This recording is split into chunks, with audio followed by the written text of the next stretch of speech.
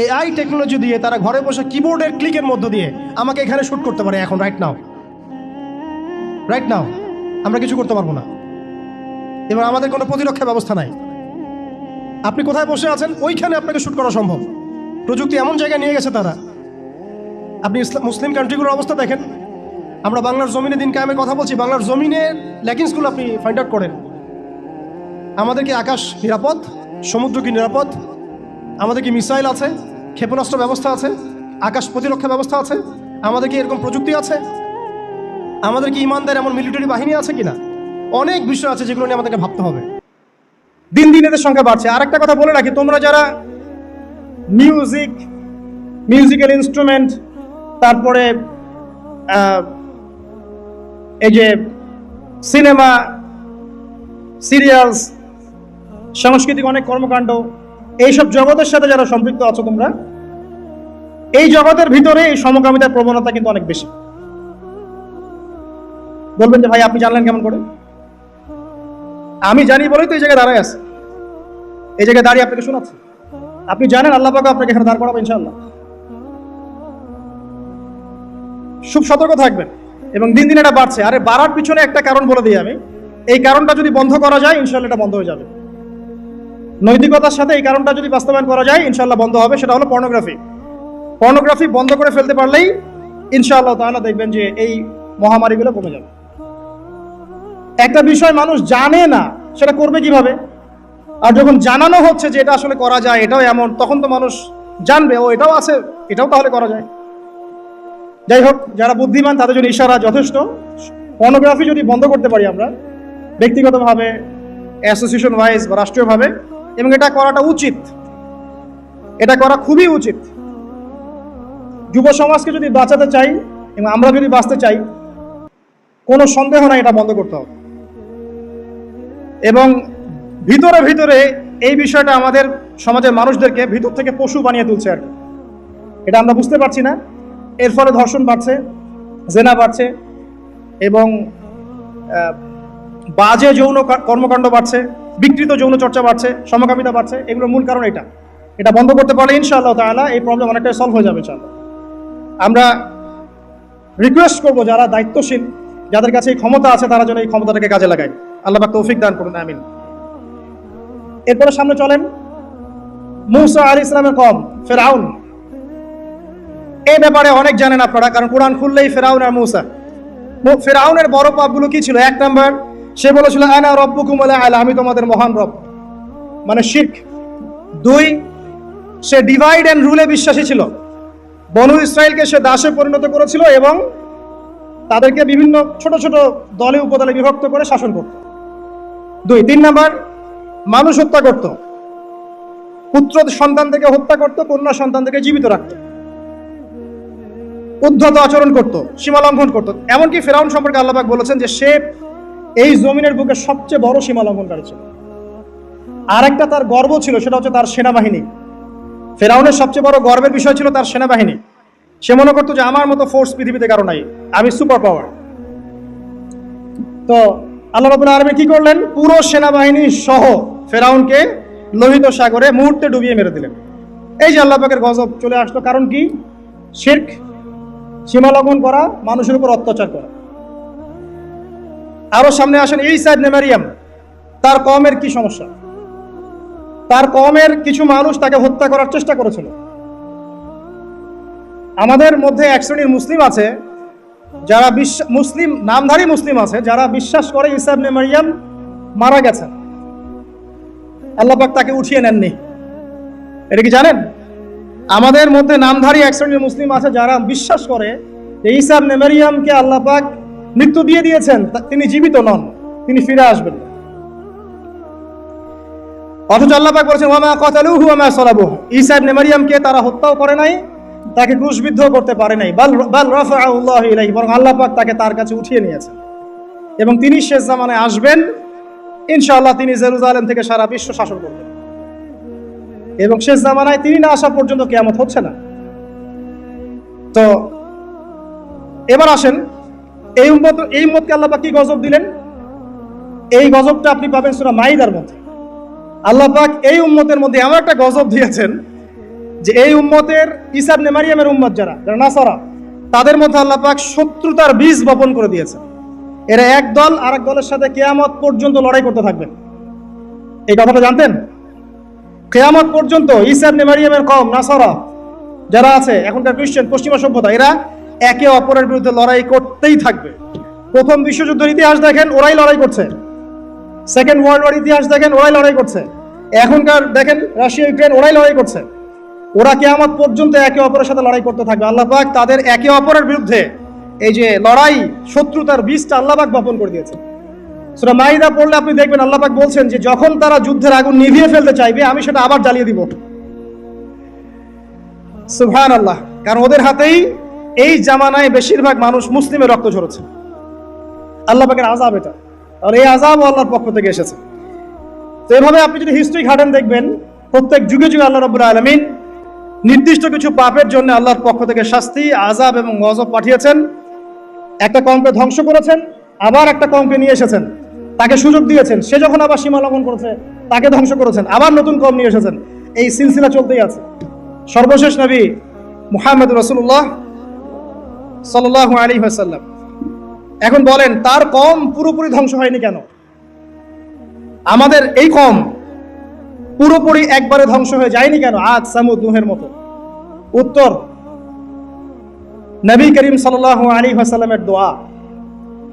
নবী করিম সাল্লাল্লাহু আলাইহি ওয়াসাল্লাম দোয়া করেছিলেন আল্লাহর কাছে, আল্লাহ আমার কওমকে একবারে ধ্বংস করে দিও না।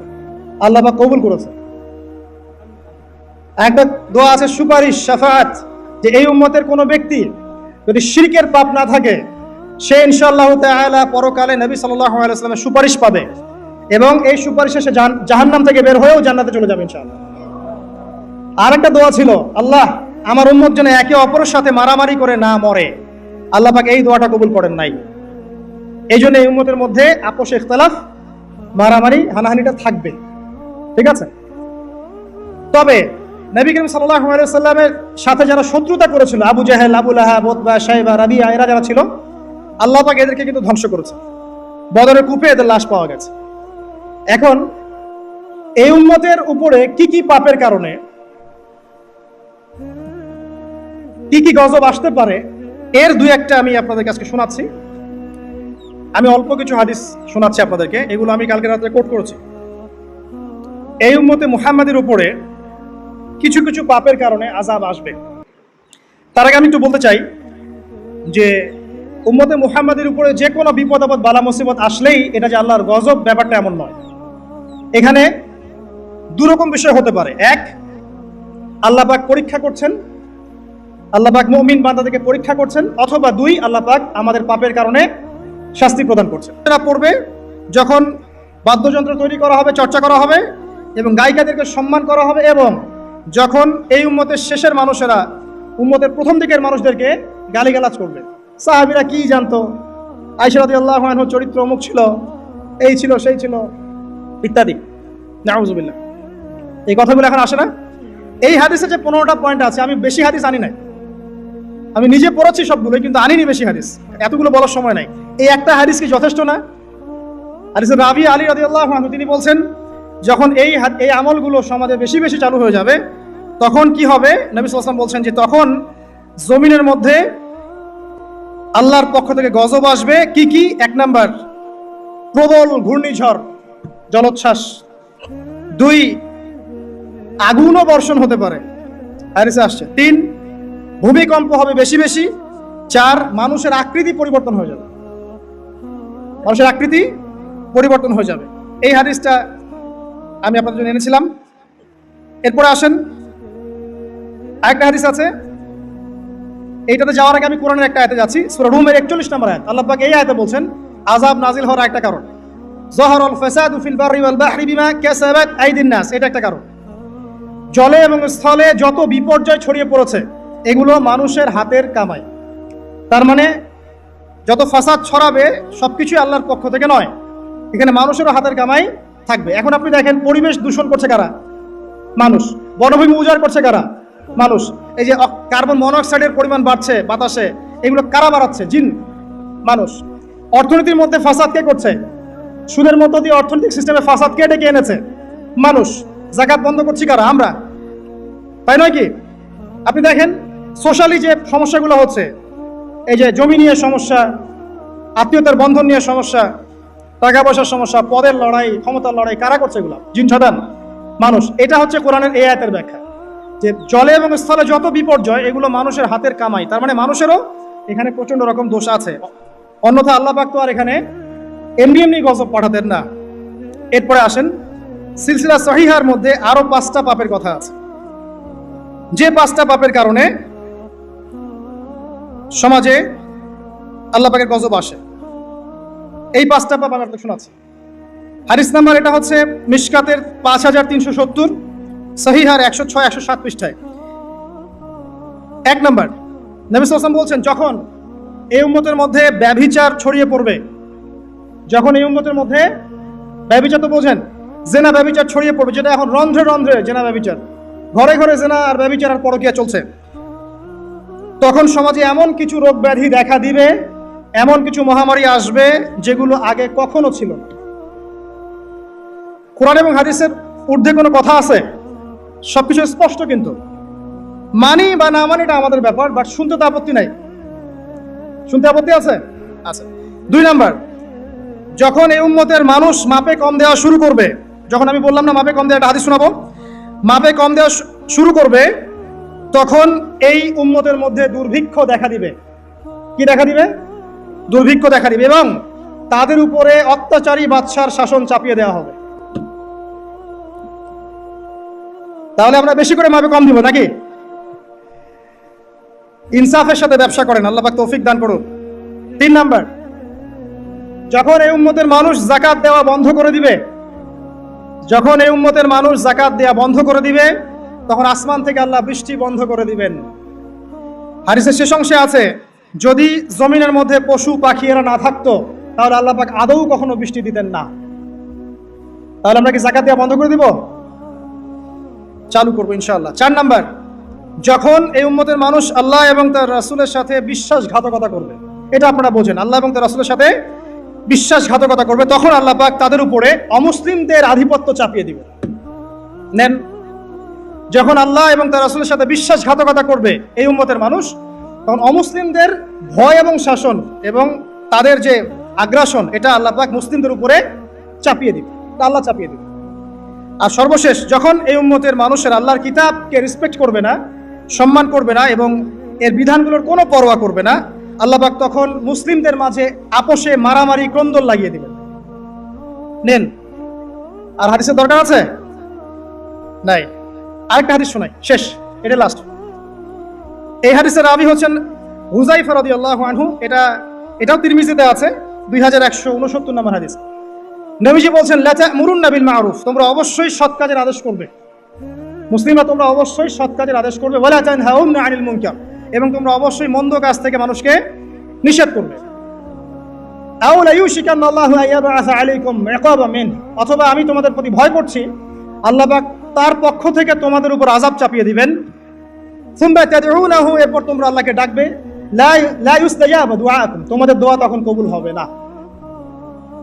এখানে আযাব নাজিলা একটা কারণ পেলাম, যখন সৎ কাজের আদেশ, অসৎ কাজের নিষেধ আমরা ছেড়ে দিব, আল্লাহর পক্ষ থেকে গজব মাসপি আসবে, এবং তখন মানুষ দোয়া করবে, আল্লাহ এই দোয়া কবুল করবেন না।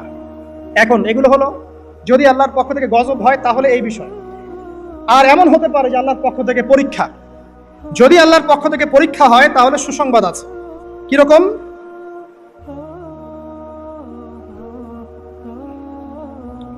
আল্লাহ রাব্বুল আলামিন সূরাতুল বাকারার 155 নম্বর আয়াতে বলছেন, আল্লাহ পাক সূরাতুল বাকারা 155 নম্বর আয়াতে বলছেন যে লানাবলুওয়ান্নাকুম বিশাইইন মিনাল খাউফি ওয়াল জু'i, অবশ্যই অবশ্যই আমি আল্লাহ তোমাদেরকে পরীক্ষা করব। আর পরীক্ষা কাদের উপরে আসবে? যারা মুমিন তাদের উপরে, যারা আল্লাহ পাকের বিধিবিধান মেনে চলছে, আল্লাহর গজব নাজিলের মাধ্যম বানাচ্ছে না, তাদের উপরে পরীক্ষা আসবে। তো আমরা আগে চিন্তা করবো যে আমরা এদের কাতারে পড়ি কিনা, আর যদি পড়ি তাহলে এই সলিউশন। যদি আল্লাহ পাক আমাদেরকে পরীক্ষা করেন বিপদ দিয়া, বালা মুসিবত দিয়ে, তাহলে আল্লাহ বলছেন অবশ্যই আমি তোমাদেরকে পরীক্ষা করব মিনাল খাউফি, কিছু ভয় দিয়ে, ওয়াল জু'i, এবং ক্ষুধা দিয়ে পরীক্ষা করব, ওয়া নাকসি মিনাল আমওয়ালি ওয়াল আনফুস, তোমাদের নফস জান মালের ক্ষতি দিয়ে পরীক্ষা করব। ওয়াস-সামারাত এবং ফসল ফলাদির ক্ষতি দিয়ে আমি তোমাদেরকে পরীক্ষা করব। ওয়াবাশশিরিস সাবিরিন, যারা সবর করবে এদের জন্য সুসংবাদ। এরা কারা? যারা বলে ইন্না লিল্লাহি ওয়া ইন্না ইলাইহি রাজিউন, আমরা আল্লাহর জন্য, আমরা আল্লাহর দিকে ফিরে যাব। তাহলে যদি আল্লাহর পক্ষ থেকে পরীক্ষা হয়ে থাকে তাহলে আমরা সবর করবো ইনশাআল্লাহ তাআলা। আল্লাহ পাক বলছেন 5টা বিষয় দিয়ে আল্লাহ পাক পরীক্ষা করবেন: জানের ক্ষতি, মালের ক্ষতি, ভয়, ক্ষুধা এবং ফসলের মাধ্যমে। এরপর যারা সবর করবে তাদের জন্য অনেক পুরস্কার আছে। আল্লাহ পাক বলছেন যে যখন আল্লাহ পাক কোনো কওমের কল্যাণ চান, আল্লাহ রাব্বুল আলামিন সেই কওমকে বিপদ আপদ বালা মুসিবত দিয়ে পরীক্ষা করেন। যখন আল্লাহ পাক কোনো মুসলিম কওমের কল্যাণ চান তখন আল্লাহ পাক তাদেরকে বিপদ আপদ বালা মুসিবত দিয়ে পরীক্ষা করেন। বুখারীর মধ্যে একটা হাদিস এসেছে 5642 নম্বর।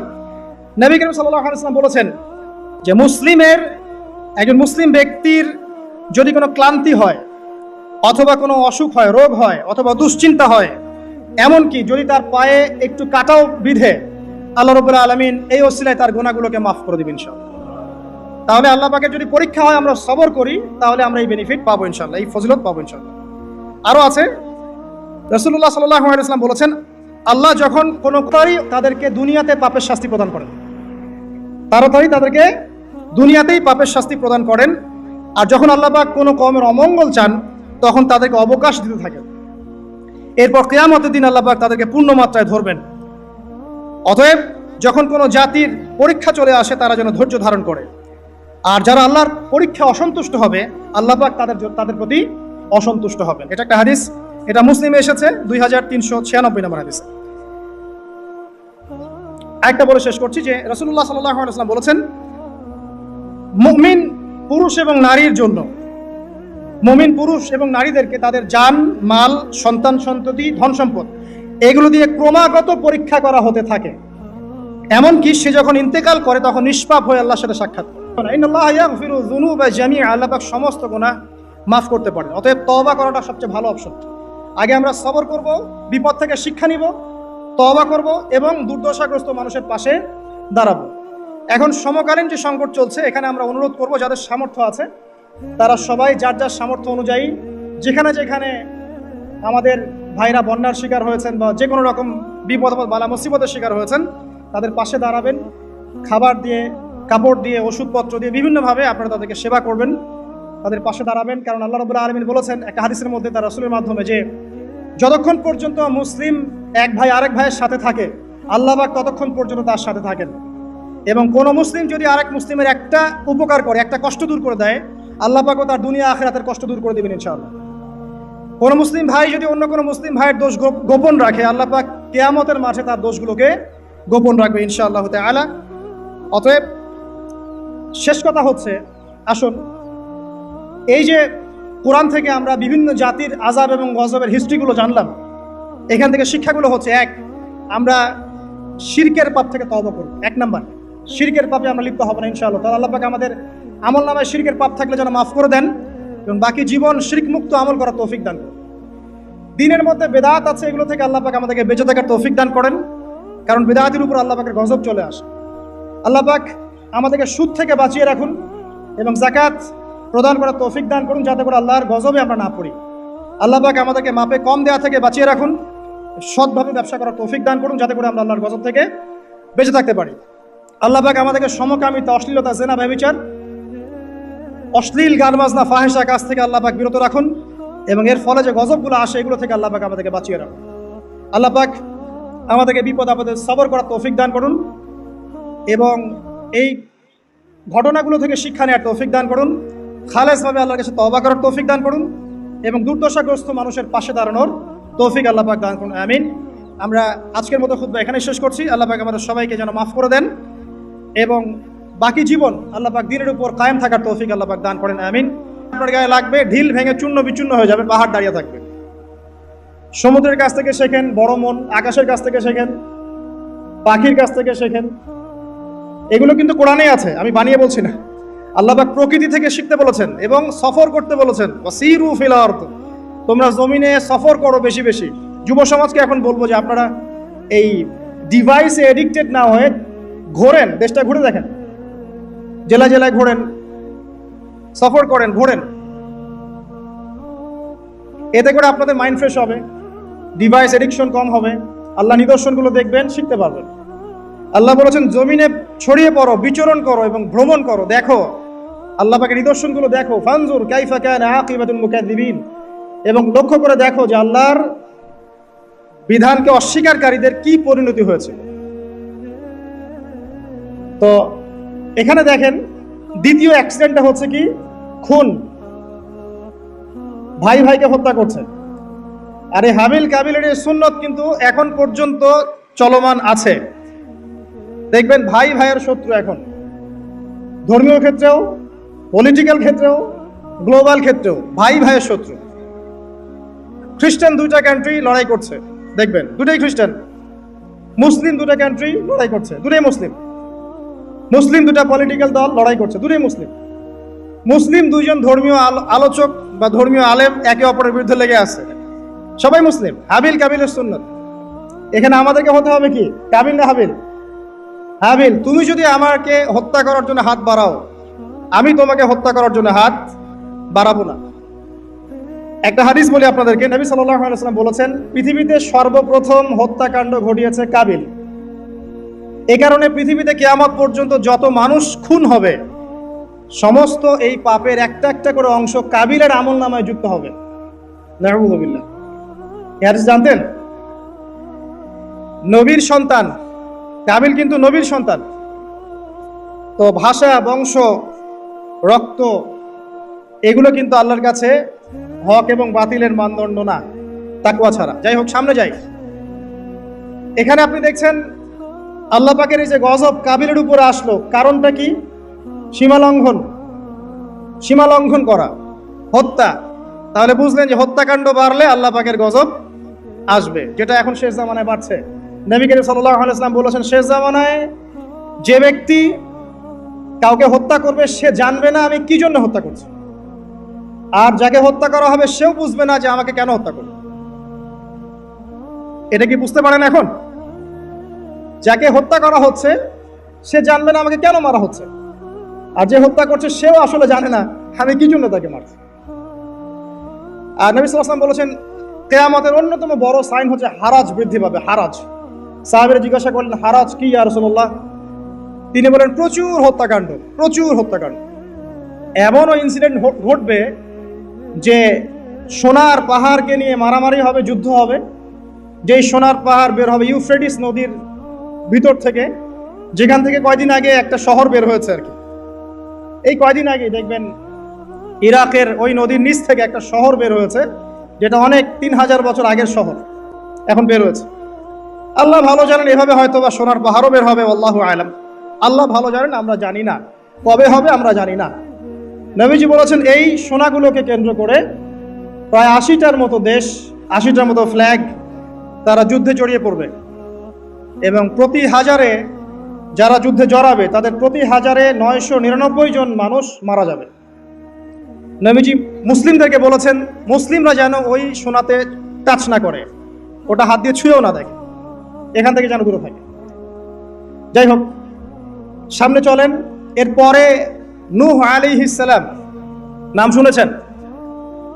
950 বছর তার কওমকে দাওয়াত দিয়েছেন। কত বছর? তার কওমকে এক আল্লাহর ইবাদতে দাওয়াত দিয়েছিল। তার কওমের প্রধান সমস্যা ছিল শিরক। তারা কিছু মূর্তির পূজা করত। তার নামগুলো আল্লাহ পাক সূরা নূহে বলেছেন, সূরা নূহের শেষের পৃষ্ঠার মধ্যে আছে। নূহ আলাইহিস সালামের কওমকে যখন দাওয়াত দেওয়া হচ্ছে, তারা বলতো যে লা তাযারুন্না আলিহাতাকুম ওয়ালা তাযারুন্না ওয়াদ্দা ওয়ালা সুআ ওয়ালা ইয়াউসা ওয়া ইয়াউক ওয়া নাসরা। তোমরা তোমাদের উপাস্যদেরকে ছেড়ে দিও না, তোমরা আদ, ইয়াগুস, ইয়াউক, নাসর এই উপাসকদেরকে ছেড়ে দিও না, এই মূর্তিদেরকে ছেড়ে দিও না। মানে তারা স্ট্যাচু ওয়ার্শিপ করতো আর কি, নূহ আলাইহিস সালামের কওম। এছাড়া আরো কিছু পাপ ছিল, কিন্তু মূল পাপ ছিল তাদের শিরক, আল্লাহর সাথে শিরক করা। আল্লাহ পাক এই কওমটাকে ধ্বংস করেছেন মহাপ্লাবন দিয়ে। এমন প্লাবন যা ইতিহাসে কখনো হয়নি, এমন বন্যা যা ইতিহাসে কখনো হয়নি। প্রায় পুরো পৃথিবীর প্রায় বেশিরভাগ অংশ ওই বন্যায় ডুবে গিয়েছিল। এবং এই পানির উচ্চতা সম্পর্কে কোরআনে এসেছে, সূরা হুদের মধ্যে আছে যে পাহাড়ের চূড়া পর্যন্ত পানি ছিল। পাহাড়ের চূড়া পর্যন্ত পানি ছিল এবং একটা পাহাড়ের উপরে নূহ আলাইহিস সালামের ছেলে বসে গিয়েছিল। বাবা ডাকছে, আসো আমার সাথে, আল্লাহর গজব থেকে আজকে কেউ বাঁচাতে পারবে না। সে বলছে যে আমি পাহাড়ে উঠে যাব, ইনশাআল্লাহ পাহাড়ে উঠে যাব, আমি বেঁচে যাব। ইনশাআল্লাহ বলেনি, সরি, পাহাড়ে উঠে যাব, আমি বেঁচে যাব। তখন নূহ আলাইহিস সালাম বললেন যে আজকে আল্লাহর গজব থেকে কেউ বাঁচাতে পারবে না। এরপর একটা বড় ঢেউ আসলো।